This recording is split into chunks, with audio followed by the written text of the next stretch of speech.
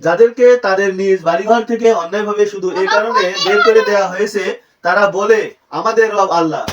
আর আল্লাহ যদি মানব জাতির এক দলকে অন্য দল দ্বারা দমন না করতেন, তবে বিধ্বস্ত হয়ে যেত খ্রিস্টান, সন্ন্যাসীদের আশ্রম, গির্জা, ইয়াহুদীদের উপাসনালয় ও মসজিদ সমূহ, যেখানে আল্লাহর নাম অধিক স্মরণ করা হয়। আর আল্লাহ অবশ্যই তাকে সাহায্য করেন যে তাকে সাহায্য করে। নিশ্চয়ই আল্লাহ শক্তিমান, পরাক্রমশালী। সূরা হজ 40 নম্বর আয়াত, অর্থাৎ 22 নম্বর সূরার 40 নম্বর আয়াত আমরা শুনলাম। যাদেরকে নিজ বাড়িঘর থেকে অন্যায়ভাবে শুধু এ কারণে বের করে দেয়া হয়েছে, তারা বলে আমাদের রব আল্লাহ। তো যাদেরকে তাদের নিজ বাড়িঘর থেকে অন্যায়ভাবে শুধু এ কারণে বের করে দেওয়া হয়েছে, তারা বলে আমাদের রব আল্লাহ। রব অর্থ প্রতিপালক, যিনি রব তিনি আল্লাহ। তো আমাদের প্রতিপালক আল্লাহ, এই কথাটা যারা বলে তাদেরকে অন্যায়ভাবে বের করে দেওয়া হয়েছে। আর এই যে রবকে প্রতিপালক হিসেবে মেনে নিয়েছে, এটা মুসলিমদের ক্ষেত্রে ঘটে। তো আজকে সারা বিশ্বে আমরা যেটা খেয়াল করি, আমাদের বিভিন্ন জায়গায়, পৃথিবীর বিভিন্ন অঞ্চলে, বিভিন্ন জাতিতে, বিভিন্ন জায়গায় যেটা দেখা যায়, মুসলিম যারা, তো এই মুসলিম যারা, তাদেরকে আজকে বিভিন্ন জায়গা থেকে উৎখাত করা হয়েছে, বিভিন্ন জায়গায় তাদেরকে নির্যাতন করা হয়েছে, জুলুম করা হয়েছে। শুধু তাদের একটাই অপরাধ, তারা বলে আমাদের রব আল্লাহ। আর আল্লাহ যদি মানব জাতির এক দলকে অন্য দল দ্বারা দমন না করতেন, তবে বিধ্বস্ত হয়ে যেত খ্রিস্টান, সন্ন্যাসীদের আশ্রম, গির্জা, ইয়াহুদীদের উপাসনালয় ও মসজিদ সমূহ, যেখানে আল্লাহর নাম অনেক স্মরণ করা হয়। তো সাধারণত যারা নাস্তিক, তারা তো আল্লাহকে স্মরণ করে না, বিশ্বাসও করে না, স্বীকারও করে না। এরপর সেকুলারিজম একটা পদ্ধতি, যে পদ্ধতিতে আসলে আল্লাহর মানে যে বিধিবিধান, নিয়ম কানুন, আইন, শাসন ব্যবস্থা, যে পদ্ধতি, এই জিনিসগুলো তারা মেনে নেয় না।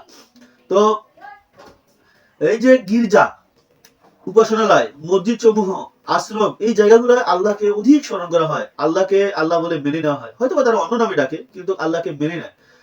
কিন্তু একদল আছে যারা নাস্তিক, যারা সেকুলার, যারা অন্য ধর্মের, অন্য মতের, অন্য পথের, অন্য চিন্তার, অন্য বুদ্ধির, অন্য পদ্ধতির, তাদের কাজই হচ্ছে যারা আল্লাহকে আল্লাহ বলে মেনে নিয়েছে বা আল্লাহকে স্মরণ করে, অধিক পরিমাণে স্মরণ করে, তাদেরকে কিংবা তাদের যে উপাসনালয়, তাদের যে গির্জা, তাদের যে মসজিদ সমূহ, তা ধ্বংস করার জন্য তারা পায়তারা করে, এবং তারা তা এই পৃথিবীতে আজকে সফল বিভিন্ন জায়গায় আজকে। আর আল্লাহ অবশ্যই তাকে সাহায্য করেন যে তাকে সাহায্য করে। তা আল্লাহ এখানে পরের অংশে আমরা আল্লাহ বলছে যে নিশ্চয়ই আল্লাহ শক্তিমান, পরাক্রমশালী। তা আল্লাহ যদি শক্তিমান ও পরাক্রমশালী হয়, তাহলে আল্লাহর সাহায্যের কেন প্রয়োজন মানুষকে? তা আল্লাহর কি কখনো কারো সাহায্যের প্রয়োজন হয়?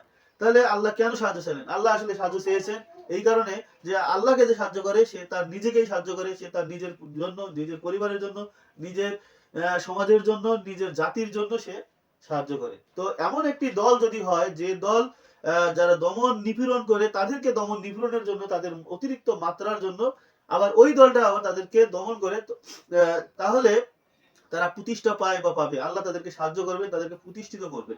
তো আমাদের নিজেদের প্রতিষ্ঠার জন্য, আমাদের নিজেদের আহ, নিজেদের শ্রেষ্ঠত্বের জন্য, এই যে বিভিন্ন জায়গায় যে দমন নীতি সৃষ্টি হয়েছে, এবং সমস্ত জাতির মধ্যে যে আসলে বিভেদ সৃষ্টি করছে, এই বিভেদ না করে আমরা যদি একটা ভালো জাতি তৈরি করতে চাই, তাহলে আমাদেরকে অবশ্যই এই যে উপাসনালয়গুলো, এই উপাসনালয়গুলো, বিশেষ করে আমাদের মুসলিমদের যে উপাসনালয়, আমাদের মসজিদকে প্রতিষ্ঠিত করতে হবে।